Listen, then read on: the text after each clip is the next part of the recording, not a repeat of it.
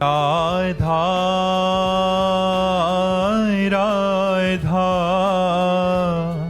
राधा राधा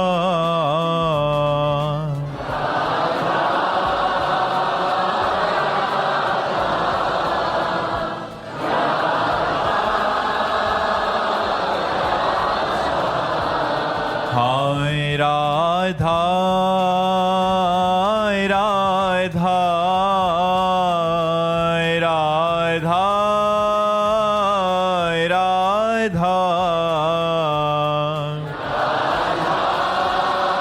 हाय राधा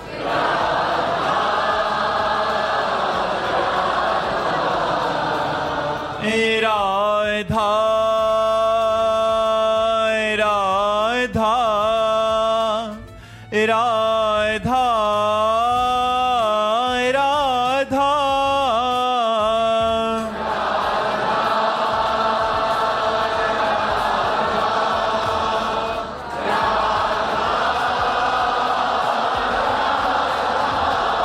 हाय राधा राधा राधा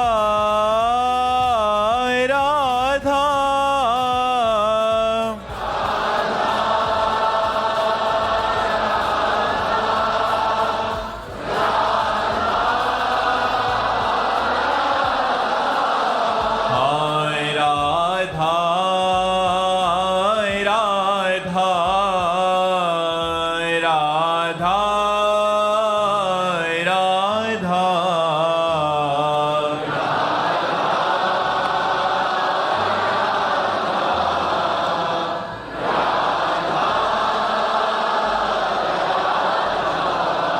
हाय राधा राधा राधा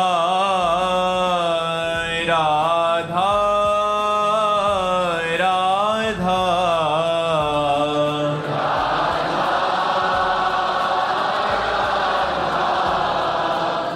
राधा राधा श्री राधा वल्लभ लाल की, समस्त संत हरि भक्तन की, श्री वृंदावन धाम की, सतगुरुदेव भगवान की, सतगुरुदेव भगवान की। नील शाह जी नेपाल से। राधे राधे महाराज जी।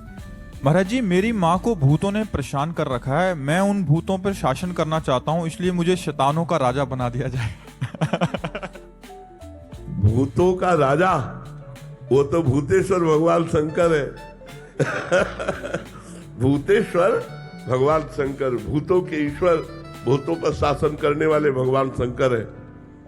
तो मां पर भूत सवार है, हमारे तो 5 भूत सवार है। पंचभूत नहीं है, पंचभूत नहीं है। अरे एक भूत सवार हो तो तुम परेशान हो जाते हो, यहाँ 5 भूत सवार है। इन पंचभूतों का भूत उतार लो, कोई भूत नहीं है। भूत कभी पंचभूतों को धारण करने वाला नहीं होता। वो वायु, अग्नि और आकाश, इन 3 तत्वों का मिश्रण होकर के ही वो वायु में भ्रमित होता रहता है। वो पंचभूतों को धारण करने वाला नहीं होता। वो कभी कोई रूप कुछ क्षण के लिए, जैसे गोकर्ण जी के सामने कभी भेड़ा बना, कभी अग्नि बना, कभी देवता बना, कभी ऐसे विभिन्न रूप अधोगति को प्राप्त हुआ जीव कुछ क्षण के लिए धारण, और वो उनके सामने प्रकट होता है जो महात्मा होते हैं, क्योंकि वो अपना उद्धार चाहता है। ऐसे प्रकट नहीं होते और ऐसे स्पर्श नहीं कर सकते, ऐसे आपको सता नहीं सकते। जब आपका कोई कर्म भोग होगा तभी वो आपको स्पर्श कर सकते। ऐसे हमको भी स्मशान में घूमे हैं, 20 वर्ष गंगा के किनारे घूमे हैं। तो अपने कल्याण के लिए संतों के पास से भूत प्रेत आते हैं, या उन जीवों के शरीरों पर आक्रमण करते हैं जिनके कर्म का भोग भोगाना होता है, अब दंड देना होता है।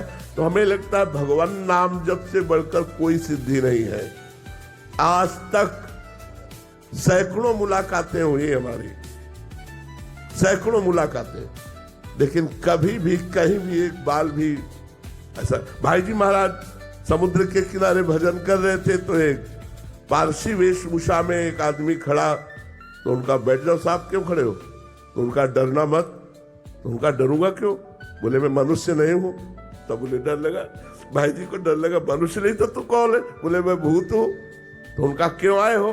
बोले अपना कल्याण कराना चाहता हूं, मेरी तो सामर्थ्य नहीं थी कि मैं आपसे बातचीत कर सकूं, आप जब आप बोले तो मेरे में सामर्थ्य है। ये भूत प्रेत ऐसे नहीं सताते हैं, कोई कर्म का प्राविधान होता है। यदि आप नाम जप करो और नाम जप करके अपनी माँ को दो तो खत्म हो जाएगा भूत, देख लेना। ऐसे ही भूत योनि से मुक्त हो जाते हैं यार, भूत योनि से मुक्त हो जाते हैं। कितने ऐसे मिलते हैं और बस सीधे कल्याण हो गया, दोबारा उनको भूत योनि में नहीं जाना पड़ेगा, मुक्त हो जाते हैं। भूत योनि से दर्शन संभाषण मंत्र जाप मात्र से उनकी भूत योनि मुक्त हो जाती है। और जिनको भूत प्रेत सताते हो, भगवान नाम जप करके और जल का छींटा दे दो और भगवान नाम समर्पित कर दो, जड़ से भूत खत्म हो जाएगा, कभी भूत नहीं आएगा। तो इसलिए भगवान नाम जप में बड़ी सामर्थ्य है। शैतान का राजा मत बनो यार, अरे देवताओं के राजा बनने की कोशिश करो। हाँ, भगवान नाम जप करो, भगवान नाम जप से सब ठीक हो जाएगा। हाँ, जो सुमिरे हनुमत बलवीरा, जो हनुमान जी का क्या भूत पिशाच निकट नहीं आवे, महावीर जब नाम सुनावे। हाँ, तो सोचो जिनके सेवक का नाम लेने से इतनी महिमा है कि भूत पिशाच निकट नहीं आवे, महावीर जब नाम सुन, तो राम राम कहोगे तो क्या हो जाएगा? वो जड़ से मुक्त हो जाएगा, भूत योनि से ही मुक्त हो जाएगा। इसलिए कोई मत डरो, कभी भूत से डरना मत, वो तुम्हारा कुछ नहीं बिगाड़ सकता। वो अपने कल्याण के लिए तुम के पास आता है कि कोई राम सुना दे, कोई कृष्ण सुना दे। कभी भूत आवे राधा राधा राधा, उसका भी उद्धार हो गया, आप निर्भय हो गए। करके देख लेना। हम तो इस स्मशान में भी सोए, गंगा किनारे भ्रमण किए, तो बहुत बार ऐसी मुलाकातें हुए हैं, लेकिन उनका कल्याण हुआ, वो हमें कभी एक बाल बाका भी नहीं हुआ। इसलिए कभी भूत से तो डरो मत ही, वो अपने आप कुछ नहीं करेगा, कभी नहीं करेगा। भूत योनि है, प्रेत योनि है, 84 लाख योनियों में है, लेकिन वो उसी को कष्ट देती है जो कर्म ऐसा बन गया, तो वो कर्म के अनुसार दंड देने के लिए भगवान उसे छूट दे देते। भूत को ऐसा थोड़ी वो किसी के भी ऊपर चढ़ जाए, जिसे भगवान इशारा कर देते उसी के ऊपर जाएगा, अन्यथा नहीं। तो नाम जप करके जिसको भूत आता हो उसको जल पिला दो, उसके ऊपर जल छिड़क दो, निश्चित भूत उतर जाएगा। पक्की बात मान लो, ये प्रयोग की हुई बात कह रहा हूँ। तो ऐसा कर लो और शैतान का राजा बनने की कोशिश मत करो भैया, भगवान के दास बनने की कोशिश करो।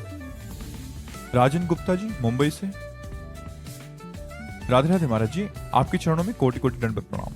महाराज जी, पूज्य श्री भाई जी के वचन है कि अनुराग का मार्ग सुगम है, किंतु पतन से बचने के लिए साधक को वैराग्य रूपी कैंची हमेशा साथ रखनी चाहिए। महाराज जी, इसको थोड़ा सा समझना चाहते थे कि जब तक शब्द स्पर्श रूप रस गंध, इसी में संपूर्ण सृष्टि के भोग है, इन भोगों की भोगने की इच्छा है, तब तक भगवत मिलन की इच्छा प्रकट ही नहीं हो सकती। और जब तक भगवत मिलन की लालसा नहीं, तो प्रेम की बातें करना केवल हो सकता है। प्रेम प्राप्त होना बहुत दुर्लभ वस्तु है। किस लिए दुर्लभ वस्तु हो गई? इसलिए दुर्लभ वस्तु हो गई कि भोगों का त्यागना कठिन है। हम तो भगवान के सहज अंश हैं, अपने अंशी अपने प्रीतम से प्यार करते हैं, करते थे, करते रहेंगे, पर हम उनको न जानने के कारण उन्हें विषय पदार्थ व्यक्ति के रूप में आज हम देख रहे हैं। जब सर्वत्र हमारे प्रभु विराजमान हैं, तो हम प्रभु से ही प्यार कर रहे हैं। जैसे बेटे से प्यार कर रहा है तो प्रभु से प्यार कर रहा है। जहां प्रभु अंतर ध्यान हुए तो बेटे के शरीर को जला दिया, बेटे के प्रिय शरीर को गाड़ दिया, तो प्यार किससे कर रहा था? उसी प्रभु के स्वरूप से ही तो प्यार कर रहा था। जो पदार्थों में, व्यक्तियों में, जगत में कहीं भी प्रीति है, ना जानने के कारण वो मोह, राग और आसक्ति के नाम से कही गई, ममता के नाम से कही गई, पर वहां प्रभु की सत्ता है। ना सतो विद्यते भाव, ना भाव विद्यते सता।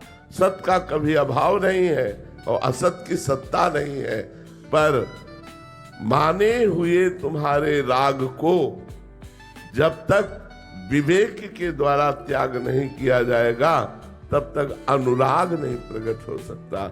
इसीलिए भगवान श्री राम जी ने कहा, जननी जनक बंधु सुतदारा, तनु धन धाम सुहृद परिवारा, सबकी ममता ताग बटोरी, मम पद मनहि बांधि बर डोरी। अपने मन को जो ममता के छोटे छोटे बंधनों में फंसा हुआ है, इससे हटाकर मेरे चरणों में लगा दो। चाहे माता पिता भाई बंधु मकान शरीर जो भी जहां भी है, वहां से तुम राग रहित होकर मेरी भावना करो। हटाने का मतलब है ऐसा नहीं कि माता पिता परिवार से हम द्रोह कर ले या उदासीन हो जाए, ऐसा नहीं है। उन्हीं में हम भगवान की भावना करके सेवा करें। पुत्र में भगवान, पत्नी में भगवान, माता पिता में भगवान। तो जो हम राग और मोह कर रहे हैं वही अनुराग बन जाएगा। भगवत भाव होते ही हर विषय का सेवन करना पड़ेगा। गृहस्थ में हो हर विषय का सेवन करना पड़ेगा, पर वो विषय भगवत प्रसाद रूप से, तो वही अनुराग की तरफ ले जाएगा। और जब विषय को विषय समझकर भोगा जाता है तो राग और आसक्ति होती है, और विषय को प्रसाद समझकर भोगा जाता है तो वही सर्व दुखों का नाश करके भगवत अनुराग प्रकट कर देता है। इसलिए संपूर्ण विषयों को, संपूर्ण संबंधों को भगवत स्वरूप में लीन करके निरंतर भगवान का नाम स्मरण करते हुए जब बढ़ा जाता है तो विराग्नि पैदा हो जाती है। अब कुछ अच्छा नहीं लगता, उसे ना खाना पीना का स्वाद अच्छा लगता है, न रिश्ते नातों के मिलन का हर्ष अच्छा लगता है, न पद प्रतिष्ठा रुपया पैसा की उन्नति अच्छी लगती है। उसके अंदर एक व्याकुलता पैदा हो जाती है। दरस बिन दुख न लागे नैन, कब मिलोगे? विरह कमंडल कर लिए वैरागी दो नैन, मांगत दरस मधु करी, छके रहे दिन रैन। रात दिन विरहाग्नि हृदय में जल रही, कैसे प्रभु मिलेंगे? और रूप माधुरी का पान करके भी वो नेत्र प्यासे रहते हैं। तन मन के बिछुड़े नहीं, चाह बढ़े दिन रैन, कबहु संजोग न मानही, देखें भरी भरी नैन। ऐसी स्थिति होती है। तो वैराग्य रूपी सिंहासन पर ही अनुराग रूपी राजा विराजमान होता है। यदि संपूर्ण भोगों से, संपूर्ण लोक लोकांतर के विषयों से वैराग्य नहीं तो भगवत अनुराग नहीं हो सकता। मोह होगा, राग होगा, काम होगा, आसक्ति होगी, प्रेम नहीं। और जहां प्रेम प्रकट हुआ तो जैसे बाज पक्षी के मैदान में उतरने पर कोई भी पक्षी नीचे चैन से बैठा नहीं दिखाई देगा, हलचल मच जाएगी, सब भाग जाएंगे। ऐसे ही प्रेम बाज के उतरते ही काम क्रोध लोभ मोह मद मत्सर ईर्ष्या द्वेष जितना ये सब समुदाय है ये सब भाग जाता है। हृदय निर्मल हो जाता है और सच्चिदानंद भगवान अपने रूप माधुरी का उसे पान कराने के लिए उसके हृदय में ही प्रकाशित हो जाते हैं। इसलिए परम पूज्य श्री भाई जी महाराज ने कहा कि प्रेम दुर्लभ नहीं है, कठिन बात है विषयों का राग त्यागना, कठिन बात है देह भाव का कर्ता भोक्ता भाव त्यागना। ये त्याग दिया तो भगवान से प्रेम होना सहज है, क्योंकि भगवान हमारे हैं। ये संसार न कभी हमारा था, न है, न रहेगा। भगवान थे, हैं और रहेंगे। दयानंद ब्रह्मचारी जी, सुदामा कुटी जी, राधे राधे महाराज जी। महाराज जी आपके चरणों में दंडवत प्रणाम।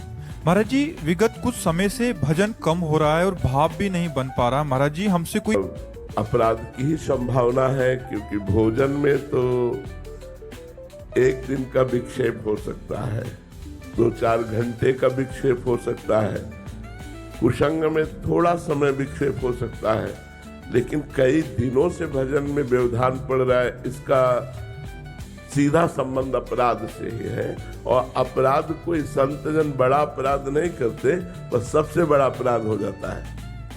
बड़ा अपराध जिन्हें संसार में कहा गया है वो काम तो नहीं करते, पर सबसे बड़ा अपराध बन जाता है किसी संत में दोष दर्शन।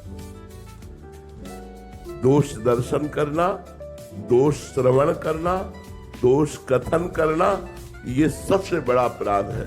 तो अगर किसी महापुरुष, कोई अव्यक्त वैष्णव जो जिसे हम समझते भी नहीं कि किस कोटि का है, उसकी निंदा सुन ली या उसकी निंदा कर ली या उसमें कोई दोष दर्शन कर लिया तो हमारे भजन में व्यवधान पड़ जाएगा। वैष्णव के असंतुष्ट होने पर या वैष्णव की निंदा होने पर या वैष्णव में दोष दर्शन होने पर हमारा भजन तब तक नहीं चलेगा जब तक उस दोष का मार्जन नहीं हो जाएगा। नहीं तो भोजन में और कुसंग में इतनी दम नहीं कि भजन करने वाले के कई दिनों तक भजन में विक्षेप डाले, ऐसा नहीं हो सकता। कुसंग तत्कालिक वो विवेक के द्वारा अपने को ठीक करेगा।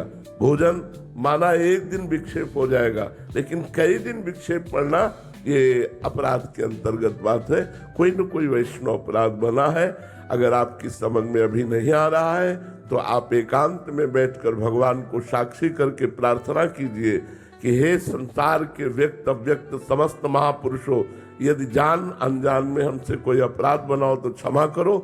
यदि हमें मार्जन करने के लिए उनके चरणों में झुकना है तो झांकी हमारे सामने पेश करो, हमारे सामने वो रूप लाओ कि किस संत का अपराध बना है, तो बात बच जाएगी और हम अपराध मुक्त हो सकते हैं। नहीं तो भजन में विक्षेप पड़ ही जाएगा। एक संत भगवान, हमारे गुरुदेव भगवान के पास यमुना तट पर उस समय कुटी में विराजते थे, तो गए और उन्होंने कहा, यही प्रश्न किया, तो गुरुदेव भगवान ने कहा अपराध बन गया। तो उनका हम तो बहुत सावधान रहते हैं, संतों से कोई अपराध बनने की संभावना ही नहीं है। महाराज जी ने कहा दृढ़ बात, कोई अपराध बन गया आप ढूंढो। तब चूंकि वो महापुरुष थे तो सामने कहा ढूंढो, तो उनके एकदम दृष्टि में आ गया। उन्होंने कहा तो मेरे मन में ये चल रहा है अंदर, क्या यही अपराध है? बोले तो महत अपराध है, गुरु के प्रति अपराध कर लिया। इसलिए आप जाइए और अपने गुरुदेव के चरणों में प्रणाम कीजिए और उनसे कहिए कि मेरे मन में आपके प्रति दोष आया, अब आप ये चाहे दंड दीजिए या क्षमा कीजिए। दूसरे दिन आए और उनका भजन चल पड़ा। तो उनका यही अपराध आपको रोक रहा था। तो अगर ऐसा कोई अपराध कहीं किसी संत के प्रति भावनात्मक है तो भगवान से क्षमा मांगिए और प्रार्थना कीजिए कि यदि ऐसे न क्षमा हो तो जैसे दुर्वासा जी को बताया कि अम्बरीश जी के ही चरणों में पड़ो जाके, ऐसे हमें संकेत कर दीजिए कि किस संत के प्रति हमारा शारीरिक मानसिक वाचिक अपराध बन गया, उससे हम क्षमा याचना कर लेते हैं। और अगर ना प्रगट में कोई आवे तो माथा रखकर संपूर्ण विश्व के व्यक्त अव्यक्त संतों को प्रणाम करके क्षमा मांगिए, जरूर भजन चल पड़ेगा, जरूर चल पड़ेगा। उन्नति जी दिल्ली से। राधे राधे महाराज जी। महाराज जी, जब संत जन ये कहते हैं कि अपनी सारी चिंता श्री जी के भरोसे छोड़ दो, तब मन में एक प्रश्न उठता है कि यदि हम सब अपनी अपनी चिंताएं श्री जी को के भरोसे छोड़ते जाएंगे तो क्या इतने लोगों को संभालते संभालते श्री जी थक नहीं जाएंगी? एक आदमी ट्रेन में डिब्बे पे दौड़ रहा था, डिब्बे में। तो एक आदमी ने पूछा है भाई तू दौड़ क्यों रहा है? तो मुझे बहुत जल्दी अगले स्टेशन जाना है। अरे बोले तू बैठ जा, ट्रेन दौड़ रही है। यंत्रारूढ़ानिमम माया, गीता में भगवान ने क्या कहा? ये संपूर्ण जगत भगवान के द्वारा यंत्र में आरूढ़, जो जैसे खिलौना कठपुतली जैसा नचाए वैसा नाच रहा है। तुम तो व्यर्थ में चिंता करो, वो व्यर्थ में डिब्बे में दौड़ रहा है, उसके दौड़ने से ट्रेन में क्या फर्क पड़ेगा, यात्रा में क्या फर्क पड़ेगा? वो तो व्यर्थ में थकान ले रहा है, तुम व्यर्थ में चिंता की थकान ले रहे हो। पूरे विश्व की चिंता तो भगवान को है। पूरा विश्वम्बर सबके जगत में जितने भी चराचर जीव है, तुम अपनी चिंता कर रहे हो। पशु पक्षियों को, जड़ चैतन्य को, सबका भरण पोषण कौन कर रहा है? वही विश्वम्बर। चिंता तो व्यर्थ में ले रहे हो तुम, व्यर्थ। तुम्हारे किए क्या हो रहा है? जो होना है वही होगा, जो नहीं होना है वो नहीं होगा। तुम भजन कर लो, धर्म कर लो, परोपकार कर लो, भगवान का आश्रय लेकर अपना जीवन सुधार लो, चिंता मत करो। श्री जी में चिंता का कहीं प्रवेश नहीं है। बिना चिंता के वो सबकी चिंताओं का हरण करने वाली चिंता मणि प्रणवताम ब्रज नागरी नाम, वो चिंतामणि है, वो स्वयं चिंतामणि है। तुम्हारी समस्त चिंताओं का हरण कर लेंगी, लेकिन उनको कोई चिंता नहीं होगी। यही तो श्री जी में सामर्थ्य है कि सबकी चिंता लेकर भी निश्चिंत है, और तुम अपनी ही चिंता में परेशान हो। अपनी चिंता को छोड़ो और चिंतन करो, वो सब संभाल लेंगी, एक एक कदम पर संभाल लेंगी। हम तो सबसे प्रार्थना करते हैं अपनी बात उदाहरण देके। तो बोले आप बाबा जी हो, अरे चक्रवर्ती सम्राट अम्बरीश जी भी ऐसे निश्चिंत होकर के संपूर्ण राज्य को चलाते थे। आप छोटी चिंता करके बड़े से विमुख हो रही हो। अगर बड़े को अपनी चिंता समर्पित कर दो, वो चिंतामणि है, वहां चिंता का प्रवेश नहीं है। वो निश्चिंत आपको करके चिंता का नाश कर देंगे। आप ये चिंता न करो कि तब तो श्री जी परेशान हो जाएंगी। नहीं नहीं, वो अनंत सामर्थ्यशाली है। दीपक कुमार सिंह जी, राधे राधे महाराज जी। मेरा सवाल है कि महाराज जी, क्या गृहस्थ जीवन में होते हुए भी कुंडलिनी जागरण के मार्ग पर जाना संभव है? बिल्कुल नहीं, कदम मत रखना। बिना ब्रह्मचर्य के और बिना 3 घंटे सिद्धासन पद्मासन में बिना हिले डुले बैठे इसका प्रारंभ ही नहीं होता। 3 घंटे सिद्धासन पद्मासन और ब्रह्मचर्य प्रधान सूत्र है। तो गृहस्थ में ब्रह्मचर्य कैसे रहेगा? और ब्रह्मचर्य नहीं रहा तो फिर वो शरीर रोगी हो जाएगा, विविध प्रकार की परेशानियां आ जाएंगी। इसलिए कुंडलिनी के जागरण के मार्ग में कदम न रखें। अब गृहस्थ में होते हुए कुंडलिनी जागरण कैसे होगी? नाम जप के द्वारा। राधा राधा रात दिन जप करो तो अपने आप प्राणों का याम होगा, और जहां आपका अंतःकरण पवित्र हुआ तो ज्ञान शक्ति जागृत हो जाएगी, कुंडलिनी जागृत हो जाएगी, सच्चक्रों का अपने आप भेदन हो जाएगा, ब्रह्मबोध हो जाएगा, भगवत प्रेम हो जाएगा, सब हो जाएगा नाम से। नाम जप करो। अष्टांग योग के द्वारा कुंडलिनी जागरण की जो प्रक्रिया है उसमें संयम नियम की बहुत बड़ी आवश्यकता है। यम नियम प्राणायाम प्रत्याहार धारणा ध्यान समाधि, ये अष्टांग योग है। तो इसमें कदम रखना बड़ा कठिन है, क्योंकि जरा सा भी चूक हो जाने पर शरीर भयानक रोगों से ग्रसित हो सकता है। और इसमें मूल ब्रह्मचर्य चाहिए। गृहस्थ में ब्रह्मचर्य सुरक्षित रहता नहीं। इसलिए हमें लगता है नाम जप करो, शास्त्रों का स्वाध्याय करो, सत्संग करो, पवित्र आचरण करो, इसी से सब ठीक हो जाएगा। देव मेनालिया जी, मेनारिया जी, राधे राधे महाराज जी। महाराज जी, कुछ लोग साधु संतों को और धर्म को गलत बोलते हैं, तो महाराज जी ऐसे में बुरा लगता है तो उनको जवाब देना चाहिए, क्या करना चाहिए? कान में अंगुली डाल के चल देना चाहिए। जवाब देने से कोई फल नहीं मिलेगा, वो सुधरने वाले नहीं हैं। बातुल भूत विवश मतवारे, ते नहीं बोले ही बचन विचारे, तिनकर कहा सुनी नहीं काना, संत शंभु श्री पद अपवादा, कही सुनी तहा असमर्यादा, काटी जीव तास जो बसाई, श्रवण मुंह न चले पराई। कोई भगवान शंकर की, भगवान हरि की, संत की, गुरु की निंदा कर रहा हो तो ताकत हो तो उसकी जबान बंद कर देनी चाहिए, नहीं तो कान में अंगुली डालकर वहां से चल देना चाहिए। तो मुझे लगता है लड़ाई झगड़ा करने से अच्छा है कान में अंगुली डालकर चल देना। जिस सभा में, जिस मित्रों के पास बैठने में संत निंदा हो रही हो, कान में अंगुली डाल के चल दो। संत, हम मानते हैं इस बात को कि ये वेश ऐसा है कि इस वेश में जो नहीं आचरण कर पाते हैं वो लोग भी छुपे हुए हैं। मतलब अधर्माचरण से युक्त होकर इस धर्म रूपी वेश का आश्रय लेकर वो अपनी वासनाओं की पूर्ति करते हैं, मानते हैं। पर अगर नकली नोट होता है तो असली नोट भी होता है। ऐसा नहीं है कि नकली नोट बिना असली के बन जाए, असली की ही नकल होती है। तो अगर नकल है तो कोई असल है, अगर असल में है तो हम सब संतों की निंदा नहीं कर सकते। हमें चाहिए कि जहां संत निंदा हो रही हो, भगवंत निंदा हो रही हो, वहां से अपने को हटा लेना चाहिए, नहीं तो हमारे भी सुकृत नष्ट हो जाएंगे। भक्तन निंदा अति बुरी, भूल करे जिन कोय, किए सुकृत बहुजन्म के छिन में डारे खोए। भक्तों की निंदा सुनना और भक्तों की निंदा करना, ये बहुत जन्मों के सुकृतों का एक साथ नाश हो जाना है। साधु अवज्ञा तुरंत भवानी, कर कल्याण अखिल कहानी।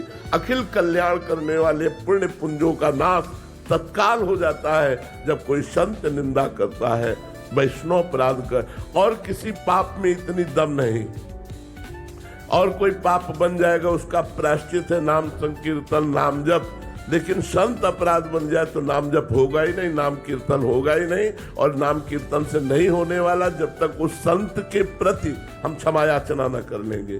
तो हमें चाहिए कि जो लोग माया के द्वारा ग्रसित हैं वो बेचारे हैं। जैसे पागल लोग रोड में कुछ बोलते हैं तो हम लोग ध्यान नहीं देते कि पागल है, ऐसे वो माया के पागल लोग हैं जो भगवान के प्रेमी महात्माओं की निंदा करते हैं, भगवान की निंदा करते हैं। ऐसे लोगों की बातें ही नहीं सुननी चाहिए, वो कोई भी हो।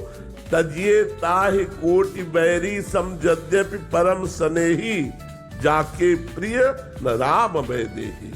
जो भगवान से प्रेम नहीं करते, संतों से प्रेम नहीं करते, ऐसा चाहे जितना बड़ा कोई सगा हो उसका त्याग कर देना चाहिए।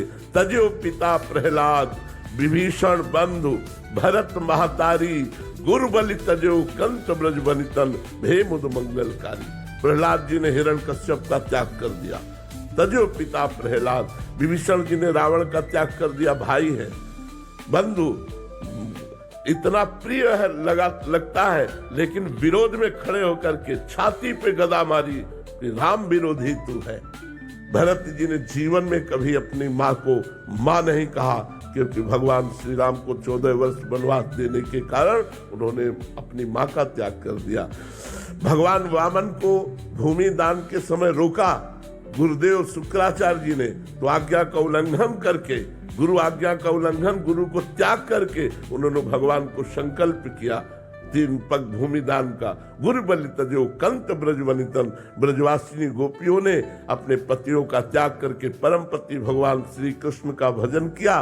बोले भे मुद मंगलकारी, ये मंगलमय स्वयं और दूसरों का मंगल करने वाले हो गए। इसलिए तो जहाँ भगवान और भक्ति की निंदा वहां से हट जाना चाहिए, नहीं तो अपनी प्रवीणता के द्वारा उसकी जबान बंद करनी चाहिए। उसकी काटी जीव तास जो बसाई, श्रवण मुंद न तो चले पर आई। तो हम विरोध तो नहीं करेंगे, लड़ाई झगड़ा करना ये संतों का या भक्तों का कार्य नहीं होता। कान में अंगुली डाली चल दिया, तुम भोगो, तुम्हारा कर्म ही तुम्हें दंड देगा।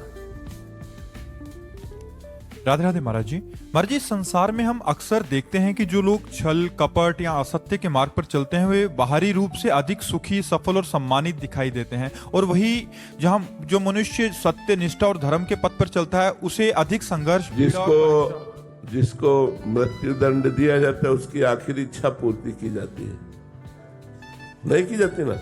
इनकी आखिरी इच्छा पूर्ति हो रही है। ये जो पाप कर्म कर रहे हैं, ये धर्माचरण कर रहे हैं, इनके पुण्यों का नाश हो चुका है।